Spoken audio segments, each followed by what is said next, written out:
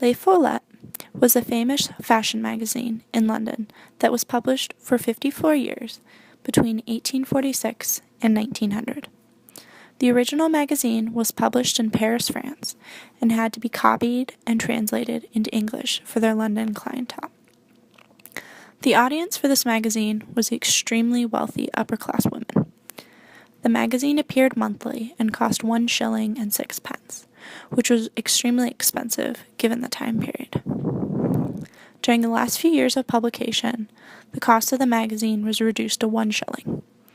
I managed to find an editorial note in an 1886 edition, which stated that people would have to pay for a year's subscription because of the increased cost of production.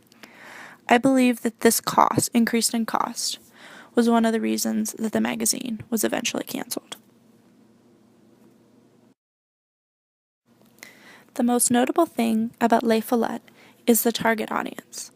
The magazine deals with topics that are widely considered women's roles during the time period. This includes such things as health remedies. One such example was Bourvil, which treated colds and winter ailment, or Dr. Collins Brown's Chlorodyne, that treats everything from asthma to toothaches. It also featured sections about grocery shopping, raising philanthropic funds and opportunities, such as the temporary home for lost and starving dogs. It also dealt with activities to do with your children, the do's and don'ts of the fashion industry, and hot new trends coming to London, such as corsets created by Izod and the newest type of hats.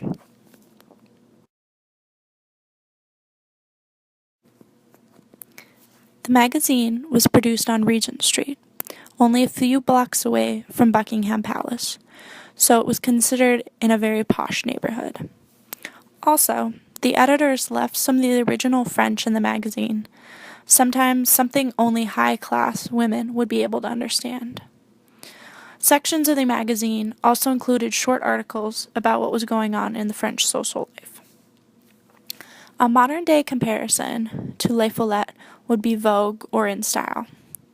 In many ways, it reminds me of these kind of magazines very much. It includes lots of advertisements and tons of pictures of up-and-coming trends and where you could buy such trends. Finally, the hand-printed prints throughout the whole magazine not only show the fashion of the day and how it evolved over the many years, but the role of women. They always appeared glamorous, relaxing, or with their children. In many of the pictures, they're riding in carriages, carrying umbrellas, or fans. While men's fashion and children's fashion is included, there are very few samples or examples. It's rather fortunate that so many of the prints that was used in Les Follet are still available and able to view even today. Therefore, it is amazing how much one can understand about a society and a subculture like the upper-class women by simply seeing what they like to read on the weekends.